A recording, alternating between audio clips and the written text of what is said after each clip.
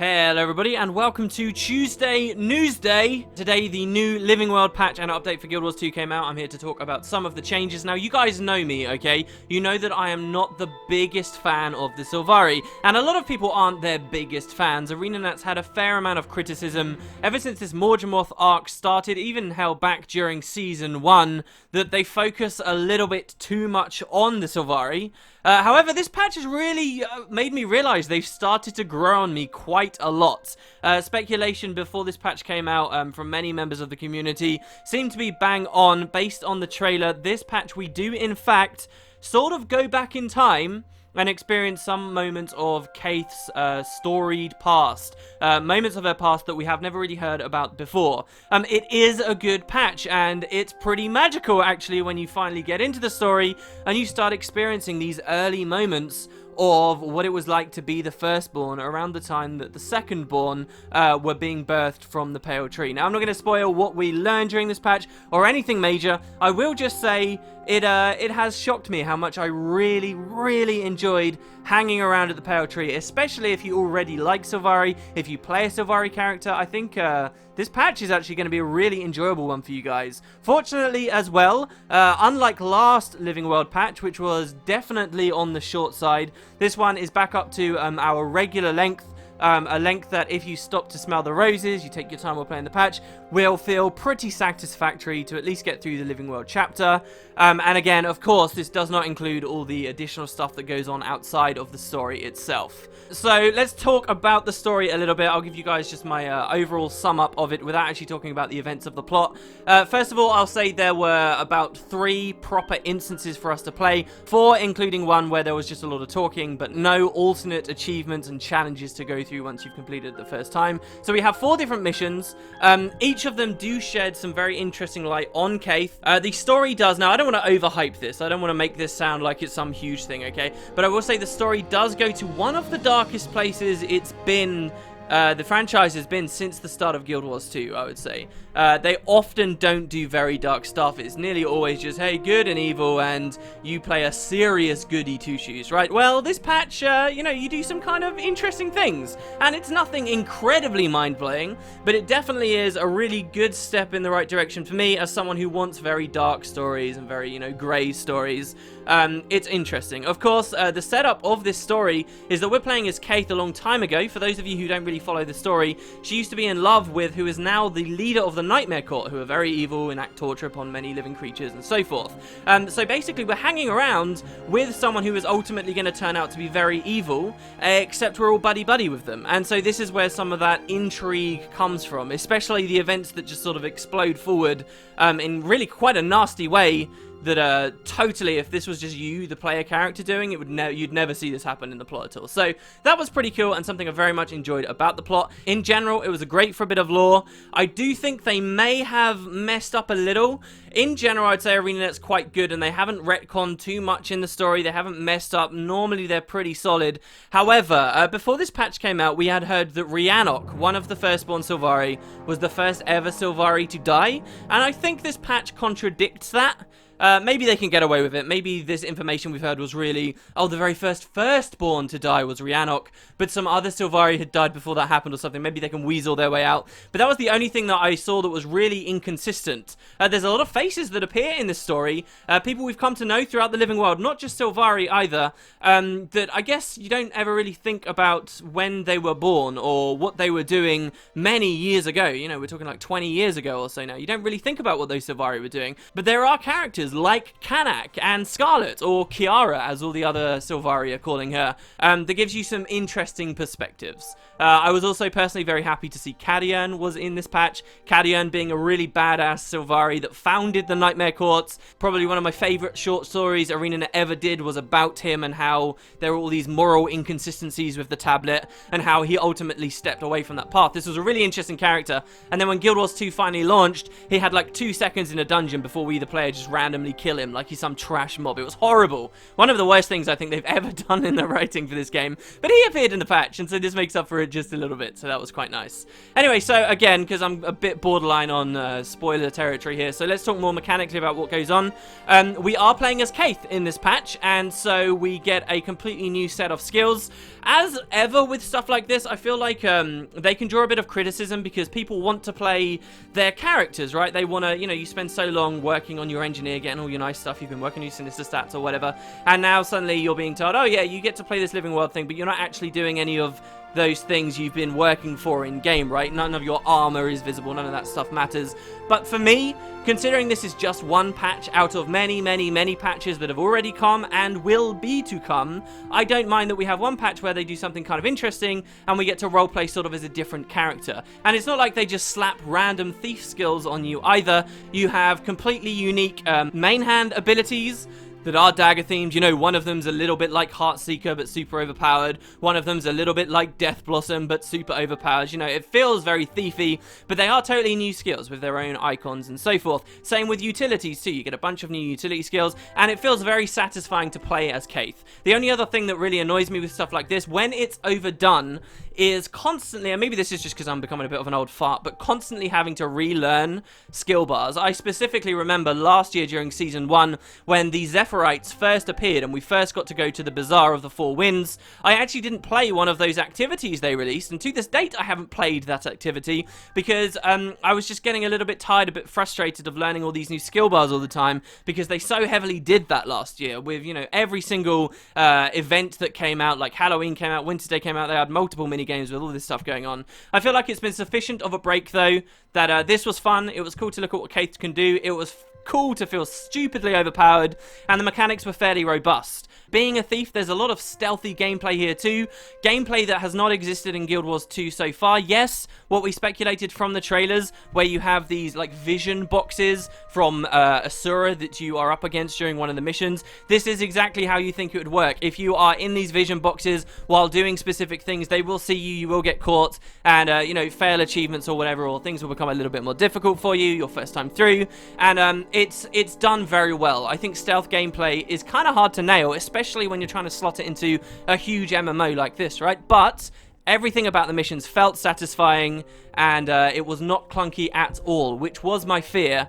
Overall, that's about it for the story. As I say, it's fairly lengthy. You're going to go through multiple different instances. It's just quite magical, especially the first one. I really enjoyed being able to wander around with the firstborn and you get to talk to them while all the secondborn look on and say, why aren't we involved in their conversations? It made the story of the Sylvari feel a lot more real to me, and this was a really positive thing. Suddenly, while before they weren't actually that interesting to me, though I knew they had quite a storied history and, you know, some mystery about them, suddenly I feel like some of the coolest places the plot could go in is this idea. This is quite a dramatic idea of, like, firstborn killing each other. Now, I'm not saying this patch goes into those kinds of ideas necessarily, but just playing this and experiencing more of the firstborn's interactions during those early years and really seeing them as these very established characters, you know, you could get some really crazy stuff in the future. I've been recently replaying the Sylvari personal story, and even just the mutterings of the Sylvari saying, wow, you killed a firstborn? I didn't think that was even possible, when you team up with Kaith and she fakes her death during some of the early personal story stuff. You know, that's exciting.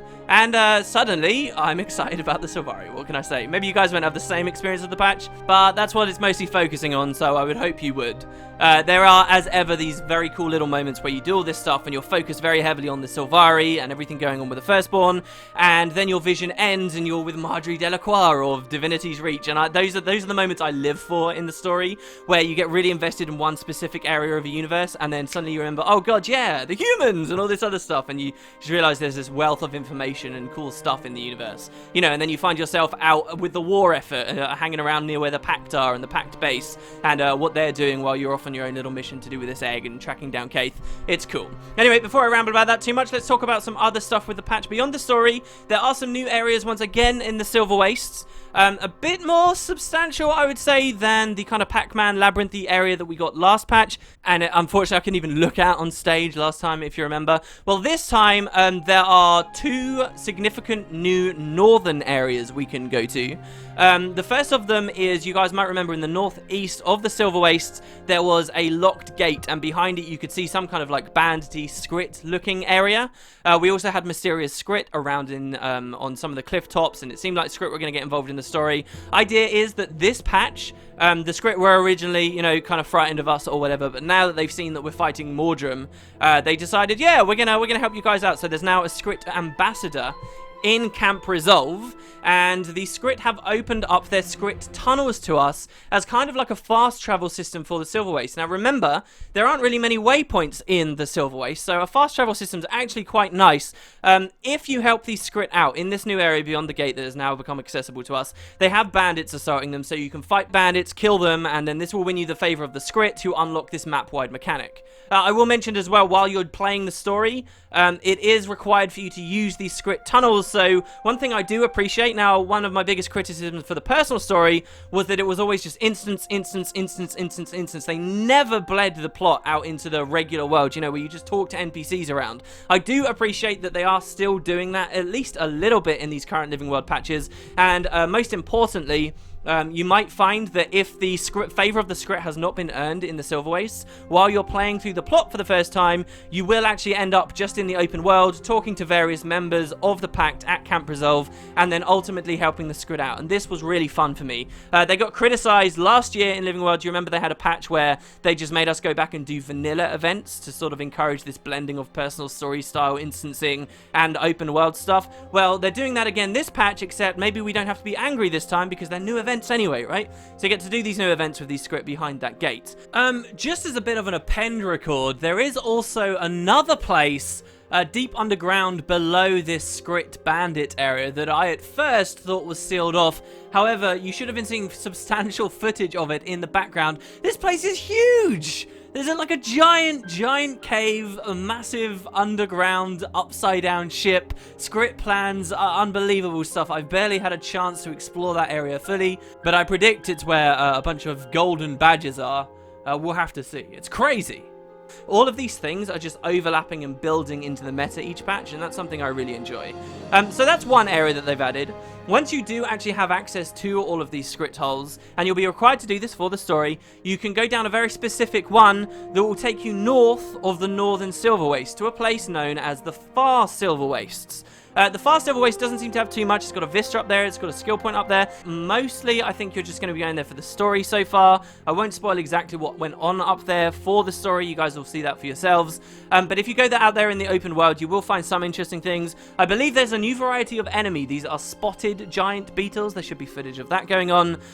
There are a few Hylek wandering around. There are some blue Hylek and then another tribe who believe that they worship the sun and they're sort of at odds with one another. And there's also some new badges for you to collect. Now, I don't think that these badges are exclusively in the Far Silver Wastes. I think that the badges have been littered all over the Silver Waste again. So before we had lost badges, and there were, how many? 20 of them, was it? Maybe 30? Well, now we have golden badges too, and there are 30 of these, so there's another achievement to sort of go and explore the new map, find some of these hidden things, which is quite nice. I was sort of missing them. I did enjoy on Drytop, where pretty much every time the map expanded, we had a whole bunch more of these hidden coins to find. Well, now we've got another expansion for the badges, so that's, especially if you're into those kinds of quests or achievements, that's going to be a fun one to do. Overall, it looks like a pretty nice little thing, opening this fast travel thing, another place that players can split their attention to. I do wish the Silver Waste was a little bit harder. I'm sorry, I think it's too easy. Or, preferably, the difficulty is nice right now because you can go into pretty much any map and you know that players are around there and it is possible to ultimately complete the meta, right? That is a nice touch. However, I would love it if, once you push the meta once, perhaps, you unlock like a hard mode version of it. The organized guilds can go in there and really get to the nitty-gritty of the mechanics and dedicate people to different areas and have that kind of fun challenge. I do think that they're missing these challenges, you know? People would be way more excited about getting better gear, all that kind of stuff if the game was actually hard. But hey, I know I'm probably in the minority there. So now, normally I would talk to you guys about patch notes. Unfortunately, I haven't been able to get access to those early this time. One thing I did notice while I was playing, though, is there is a new way of, like, stylizing your character. And this is very cool. This isn't a concept I'd thought of. I'm sure someone has at some point thought of this idea on the forums, but this is a really cool idea. You know how every time you send mail or receive mail, there's like this cool little effect. It's just a bird flies into view, it drops the mail off for you, and then it flies off. It's really subtle. It's one of those little things, you know, on Reddit, someone will post a TIL, there's a bird that sends you mail, and nobody really knows about it, but it's a cool little touch, right? You can now customize that. I think there is only one option so far. It looks like this is either stuff you buy in the gem store, probably stuff you buy in the gem store, let's be real. Maybe eventually we'll get it as rewards for doing specific achievements and stuff like that. But so it looks like the first one, there will be footage of this right now, is a griffin, and it's a much more elaborate, much bigger effect, much cooler animation. You know, if we get loads of variety of this is a very cool little way of customizing your character. Another cool thing for ArenaNet to have done, considering they try and base their game so much on cosmetics. This was just fun. I really like this idea, and let's hope that they expand that into a lot of different kinds of carrier pigeons and all sorts. Fantastic stuff, and it slots really nicely into the new UI that they set up during Feature Pack 2 as well, of course. Or was that Feature Pack 1? God, these things are really blowing together. But it's like another tab, another little way of customizing your toon. I will probably spend the gems on getting this, because it's just pretty cool. So let's talk about rewards. As many of you have speculated, yes, there are going to be 2 new pieces of the Luminescent and Carapace set this patch. So the way you unlock these is, one of them is for helping the Scrit out. You get an item which, when double clicking, allows you to now buy them from the vendors with badges and stuff. The other one you get just from completing the story. And then, of course, once you've got your Carapace stuff, then you can upgrade this into the Luminescent stuff through your collections, through doing the achievements, getting the Ascended Gear. Speaking of Ascended Gear, that is also another piece has been added to the game. This is the 3rd of 4 pieces, and again, it is for sinister stats. So, all told, it definitely looks like the next update is whatever this big finale is going to be. Remember that they set up the second half of Season 2 saying that there was going to be some big finale? Well, especially from the end of this story, I guess we'll be seeing some crazy stuff pretty soon. That's the patch, though, in a nutshell, guys. Thanks very much for watching. Get in there. I hope you guys enjoy it. We'll talk more about what happened in the plot and stuff later on in the week. I did mention speculatively a while ago the idea of me doing proper summaries of what happens in the story, because I tend not to go into it in these videos. I'm thinking while we're off season, I may end up doing like a lore recap of not just Season 2, but Season 1 as well. So we get this really cool playlist that we can go through and look at and get caught fully up on the story, because there aren't really any great resources for that outside of the wiki at the moment. Anyway, so that's an idea for now, just an idea. Thought I'd throw it out to you guys, but yeah, hope you have a great day, guys. Enjoy the patch, and I guess I'll see you tomorrow.